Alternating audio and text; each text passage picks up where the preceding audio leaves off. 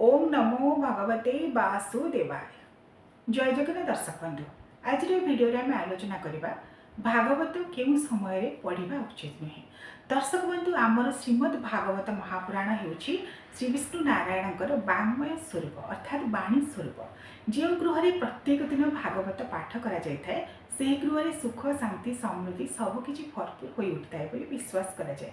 ସେଥିପାଇଁ प्रत्येक दिन भागवत पाठ करने आमर निर्देश रही एवं जो मैंने प्रत्येक दिन श्रद्धार सहित समर्पण भाव सहित सम्मान सहित भागवत महापुराण को पाठ करती से माने अतीव आनंद लाभ करने सहित समस्त प्रकार पुण्य लाभ करने सहित से गृह में गोटे आध्यात्मिक सकारात्मक वातावरण सदा सर्वदा विराजमान करें। तेज आपण कि दर्शक प्रश्न करते जे आमे भागवत कौन प्रत्येक दिन पाठ करिपरिबा आ प्रत्येक समय पाठ करिपरिबा, प्रकृति में भागवत क्यों मैंने पाठ करने उचित से संपर्क में आसतु जानिबा जहाँ आपन मन में द्वंद्व रही। दर्शक बंधु, प्रथम कथा होची भागवत को आमे प्रत्येक दिन पाठ करने उचित ना नुहे, जहाँ आपनकर प्रथम प्रश्न थिला। दर्शक बंधु, गोटे जिनस मन रखिए, भागवत पाठ करने नहीं कि कौन से निर्दिष्ट बारण नहीं। आपण मैंने सप्ताह प्रत्येक दिन भागवत को पाठ करें, सोमवार ठार आरंभ कर रविवार पर्यंत ये कौन प्रकार बारण नहीं। कारण भागवत एपरी गोटे पवित्रतम ग्रंथ जहाँ को आपण मैंने जब प्रत्येक पाठ करती आपण निश्चित भाव में श्रीहरिंगर कृपा लाभ करेंगे, आपण जीवन सरस सुंदर मधुमय हो उठिब। तेणु मन रखिए, किसी व्यक्ति बर्तमान कहते गुरुवार भागवत पढ़ा उचित नुहे, यह संपूर्ण भाव में भ्रम। आपण मैंने सप्ताह 7 दिन भागवत को पाठ करेंगे। आपण मैंने देखुए अनेक स्थान में भागवत हप्ता जहाँ को भागवत सप्ताह बोली आम कहे सप्ताह व्यापी भागवत प्रवचन कार्यक्रम चलुची। जिते सुखदेव राजा परीक्षित को प्रथम भागवत शुणुते सप्ताह व्यापी भागवत शुणुते। तेणु सप्ताह प्रत्येक दिन में आपण मैंने भागवत को पाठ करेंगे। द्वितीय कथाटी हूँ दर्शक बंधु, भागवत को क्यों मैंने पाठ करेंगे। मन रखिए, भागवत एपरी गोटे पवित्रतम ग्रंथ जहाँ को पुरुष स्त्री उभय पाठ करेंगे। आबाल वृद्ध वनिता, छोटिया शिशुटी ठार आरंभ कर वृद्ध वृद्धा पर्यंत जाति धर्म वर्ण निर्विशेष प्रत्येक वर्गर प्रत्येक श्रेणीर पुरुष और स्त्री भागवत को पाठ करेंगे। एने कौन बारण नहीं। कारण भागवत को पाठ करने द्वारा निज शरीर पवित्र हवा सहित निजर मन हृदय पवित्र हवा सहित आपण गृह पवित्र हो जाए। आपड़ जो भी भागवत पाठ करेंगे से स्थान पवित्रतम हो जाए और सेठी सबू देवी देवता बास करते भागवत कथामृत को शुणापी आसी अदृश्य उपस्थित होता विश्वास करा जाए। तेणु अनेक स्थान में भागवत कार्यक्रम प्रवचन कार्यक्रम अनुष्ठित करा जाउछि। तृतीय कथाटी हूँ दर्शक बंधु, भागवत क्यों समय आपण मैंने पाठ करेंगे नहीं। आपण मैंने प्रश्न पचारि मन रखिए, आपण मैंने सप्ताह 7 दिन व्यापी भागवत को पाठ करेंगे, किंतु केतेक निर्दिष्ट दिन जेपरिक आपणकर असौच दिन आपण घरे जदि सूतक मृतक होइथिबो, कहीं जन्म लाभ करथिबे बा मृत्युवरण करथिबे, असौच समय आपण मैंने भागवत परि महान ग्रंथ को स्पर्श करबा बा पाठ करबा उचित नुहे। तेणु असौच समय सूतक समय मृतक समय आपण मैंने भागवत पाठ करेंगे नहीं। शौच अवस्था शुद्धभूत अवस्था पवित्र अवस्था आपण मैंने भागवत पाठ करेंगे। स्त्री लोक मैंने जो रजस्वला होता से समय भागवत पाठ करने उचित नुहे, भागवत को स्पर्श करने उचित नुहे। आउ गोटे बारण रही, जदि चंद्रग्रहण सूर्य पराग पड़ी थाए, जेहेतु ग्रहण समय आमर देवपूजा नीति घर मानक बंद होता है, से समय स्वयं वाङ्मय स्वरूप भागवत जहाँ श्रीहरि नारायण विष्णुଙ୍କର स्वयं वाणी स्वरूप कथा स्वरूप बोली कहुए, ताको स्पर्श करने और पाठ करने निषेध।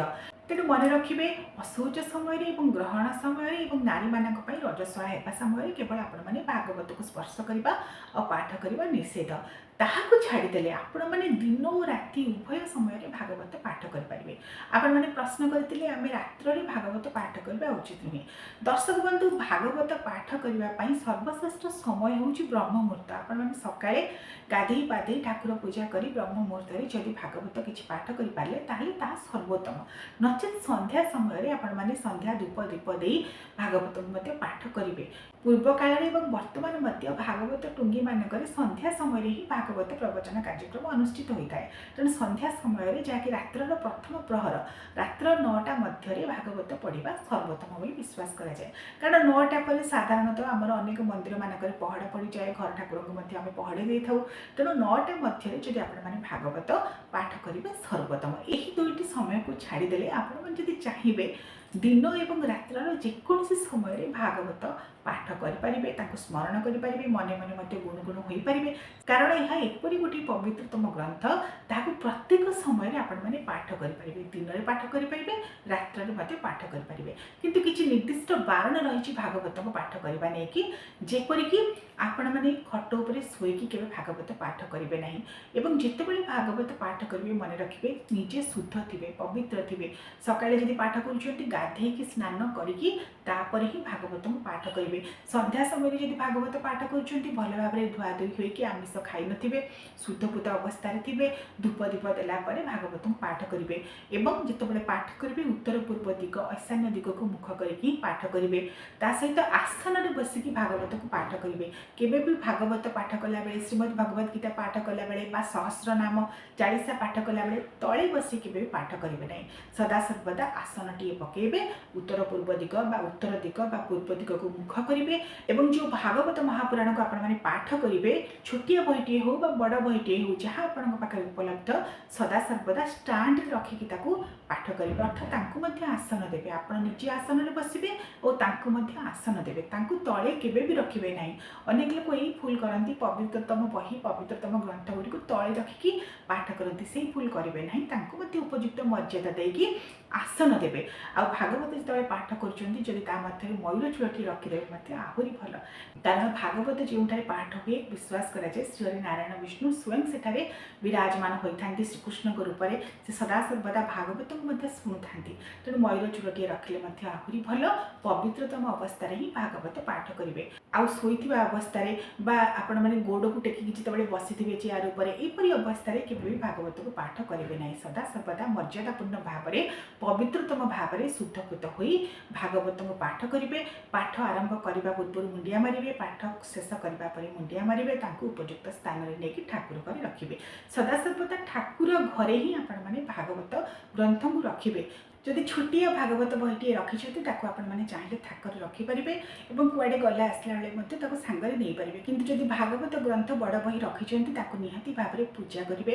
ଠାକୁର ଘରେ ସଦାସର୍ବଦା ଖଟୁଳି ଉପରେ ରଖିବେ ବା ଉପଯୁକ୍ତ ମର୍ଯ୍ୟାଦା ଦେଇ ସ୍ୱତନ୍ତ୍ର ଆସନ ଦେବେ ଏବଂ ତାଙ୍କୁ ଠାକୁର ଘର ବାହାରକୁ ଆଣିବେ ନାହିଁ। ଆପଣମାନେ ଯଦି ଠାକୁର ଘର ମଧ୍ୟରେ ଭାଗବତ ପାଠ କରନ୍ତି ତାହା ସର୍ବୋତ୍ତମ। ନଚେତ୍ ଯଦି ସେହି ସୁବିଧା ନାହିଁ ଆପଣମାନେ ଘରର ଅନ୍ୟ ସ୍ଥାନରେ ଶୁଦ୍ଧପୂତ ସ୍ଥାନରେ ଭାଗବତ ପାଠ କରିବେ। ଯେତେବେଳେ ହେଲେ ବି ସିଡ଼ି ତଳେ, ଜୋତା ଷ୍ଟାଣ୍ଡ ପାଖରେ ବା ସ୍ନାନାଗାର ପାଖରେ, ଶୋଇବା ଘରେ ଭାଗବତ ପାଠ କରିବେ ନାହିଁ। ଶୁଦ୍ଧପୂତ ସ୍ଥାନରେ ହିଁ ପବିତ୍ରତମ ଅବସ୍ଥାରେ ଆପଣମାନେ ସଦାସର୍ବଦା ଭାଗବତ ମହାପୁରାଣକୁ ଏବଂ ପବିତ୍ରତମ ଗ୍ରନ୍ଥ ଗୁଡ଼ିକୁ ପାଠ କରିବେ। ଆଉ ଗୋଟିଏ କଥା ଆପଣମାନେ ପ୍ରଶ୍ନ କରିଥିଲେ, ଆମେ ଭାଗବତ ପଢ଼ା କେବେଠାରୁ ଆରମ୍ଭ କରିବୁ? ଦର୍ଶକ ବନ୍ଧୁ, ଆମର ଭାଦ୍ରବ ପୂର୍ଣ୍ଣିମା ଯାହାକୁ ଭାଗବତ ପୂର୍ଣ୍ଣିମା ବୋଲି କହିଥାଉ, ସେଇ ଦିନଠାରୁ ଭାଗବତ ପଢ଼ା ଆରମ୍ଭ କରିବାର ପରମ୍ପରା ରହିଛି। ଯଦି କୌଣସି ଅସୁବିଧା ବଶତଃ ଆପଣମାନେ ଏହି ଦିନ ଭାଗବତ ପଢ଼ିବା ଆରମ୍ଭ କରିପାରୁନାହାନ୍ତି ତାହେଲେ ମନେ ରଖିବେ ମାସର ଶୁକ୍ଳପକ୍ଷର ଶୁକ୍ରବାର ଦିନଠାରୁ ମଧ୍ୟ ଆପଣମାନେ ଭାଗବତ ପଢ଼ା ଆରମ୍ଭ କରିପାରିବେ। କାରଣ ଶୁକ୍ରବାର ଅତ୍ୟନ୍ତ ଶୁଭ ଦିନ ଆଉ ଶୁକ୍ଳପକ୍ଷର ଶୁକ୍ରବାର ଅତ୍ୟନ୍ତ ଶୁଭ ଦିନ। ଯଦି ସେହି ଦିନରେ ଗ୍ରହଣ, ଅମାବାସ୍ୟା, ସଂକ୍ରାନ୍ତି ଏସବୁ ଗୁଡ଼ିକ ପଡ଼ୁନଥିବ ତାହେଲେ ଆପଣମାନେ ସେହି ଦିନଠାରୁ ଭାଗବତ ପଢ଼ା ମଧ୍ୟ ଆରମ୍ଭ କରିପାରିବେ। ଆଉ ମଧ୍ୟ ଆପଣମାନେ ପ୍ରଶ୍ନ କରିଥିଲେ ଆମେ ପ୍ରତ୍ୟେକ ଦିନ ଭାଗବତ କେତେ ପଢ଼ିବା ଉଚିତ? ଦର୍ଶକ ବନ୍ଧୁ, ପ୍ରତ୍ୟେକ ଦିନ ଗୋଟିଏ ଲେଖାଏଁ ଅଧ୍ୟାୟ ଯଦି ଆପଣମାନେ ଭାଗବତ ପଢ଼ିବେ ତାହା ଅତ୍ୟନ୍ତ ଭଲ। ଯଦି ଗୋଟିଏ ଅଧ୍ୟାୟ ଆପଣଙ୍କ ପକ୍ଷେ ସୁବିଧା ହୋଇପାରୁନାହିଁ, ସମୟ ହୋଇପାରୁନାହିଁ, ଅନ୍ତତଃ ପକ୍ଷେ ଯେତିକି ପଢ଼ୁଛନ୍ତି ପଢ଼ନ୍ତୁ, ମାତ୍ର ତାହାକୁ ବୁଝିବାକୁ ଚେଷ୍ଟା କରନ୍ତୁ। ଆପଣମାନେ ଯଦି ଭାଗବତ ପଢ଼ୁଛନ୍ତି ତାର ଅର୍ଥକୁ ବୁଝୁନାହାନ୍ତି ତାହେଲେ ଭାଗବତ ପଢ଼ିବାର କିଛି ମୂଲ୍ୟ ହିଁ ନାହିଁ। ତେଣୁ ଆପଣମାନେ ଯେତିକି ସମ୍ଭବ, ଯେତିକି ସମୟ ଅଛି ସେତିକି ପୃଷ୍ଠା ଭାଗବତକୁ ପଢ଼ନ୍ତୁ, ମାତ୍ର ଶ୍ରଦ୍ଧାର ସହିତ ପଢ଼ନ୍ତୁ, ତାର ଅର୍ଥକୁ ବୁଝିବାକୁ ଚେଷ୍ଟା କରନ୍ତୁ। କାରଣ ଭାଗବତ ଆମ ଜୀବନକୁ ପରିବର୍ତ୍ତନ କରିଥାଏ, ଆମ ଜୀବନକୁ ସରସ ସୁନ୍ଦର ମଧୁମୟ କରିଥାଏ। ପ୍ରଭୁ ଶ୍ରୀହରି ନାରାୟଣ ବିଷ୍ଣୁଙ୍କର ବିବିଧ ସ୍ୱରୂପମାନଙ୍କର ଲୀଳାଖେଳା କଥା ଭାଗବତରେ ବିସ୍ତୃତ ଭାବରେ ବର୍ଣ୍ଣନା କରାଯାଇଛି। ଶ୍ରୀମଦ୍ ଭାଗବତ ମହାପୁରାଣ 18,000 ଶ୍ଲୋକରେ ବ୍ୟାସଦେବ ଭାଗବତକୁ ରଚନା କରିଥିଲେ, ଯାହାକୁ ଆମର ଅତିବଡ଼ି ଜଗନ୍ନାଥ ଦାସ ସରଳ ନବାକ୍ଷରୀ ଛାନ୍ଦରେ ସୁନ୍ଦର ଭାବରେ ରଚନା କରିଯାଇଛନ୍ତି, ଯାହାକି ଘରେ ଘରେ ଆମେ ତାଙ୍କୁ ପାଠ କରୁଛେ। ତେଣୁ ଯେତେବେଳେ ଆପଣମାନେ ଭାଗବତ ପାଠ କରୁଛନ୍ତି କେବଳ ଗୋଟିଏ ବିଧି ଅଛି ବୋଲି ଭାଗବତ ପାଠ କରନ୍ତୁ ନାହିଁ, ତାର ଅର୍ଥକୁ ବୁଝିବାକୁ ଚେଷ୍ଟା କରନ୍ତୁ, ତାହାକୁ ନିଜ ଜୀବନରେ ମଧ୍ୟ प्रयोग करंतु ଏହା ଦ୍ୱାରା ଆପଣଙ୍କ ଜୀବନ ସରସ ସୁନ୍ଦର ମଧୁମୟ ହେବ ଆଉ ଜୀବନ ମଧ୍ୟ ପରିବର୍ତ୍ତନ ହେବ ଆଉ ଆପଣଙ୍କ ଘରେ ମଧ୍ୟ ଗୋଟିଏ ସୁନ୍ଦର ସକାରାତ୍ମକ ଆଧ୍ୟାତ୍ମିକ ବାତାବରଣ ସୃଷ୍ଟି ହେବ। ଶ୍ରୀ ନାରାୟଣ ବିଷ୍ଣୁଙ୍କର ଅପାର କୃପା ମଧ୍ୟ ଆପଣ ଲାଭ କରିବେ। ତେଣୁ ଭାଗବତ କିପରି ପାଠ କରିବେ, ଭାଗବତ କେଉଁ ଦିନ ପାଠ କରିବେ, କେଉଁ ସମୟରେ ପାଠ କରିବେ ନାହିଁ, ଏ ସମ୍ପର୍କରେ ଆପଣମାନେ ଜାଣିଲେ କ'ଣ ଜାଣିବାକୁ ଚାହୁଁଛନ୍ତି ନିହାତି ଭାବରେ କମେଣ୍ଟ କରିବେ। ଭାଗବତ ସମ୍ପର୍କିତ ଅନ୍ୟ ଭିଡ଼ିଓ ଗୁଡ଼ିକ ମଧ୍ୟ ମୁଁ ମୋ ଚ୍ୟାନେଲରେ ଅପଲୋଡ଼ କରିଛି, ଆପଣମାନେ ତାକୁ ଚାହିଁଲେ ସର୍ଚ୍ଚ କରିକି ମଧ୍ୟ ଦେଖିପାରିବେ। ସମସ୍ତଙ୍କୁ ବହୁତ ବହୁତ ଶୁଭେଚ୍ଛା ଓ ଅଭିନନ୍ଦନ। ଜୟ ଜଗନ୍ନାଥ।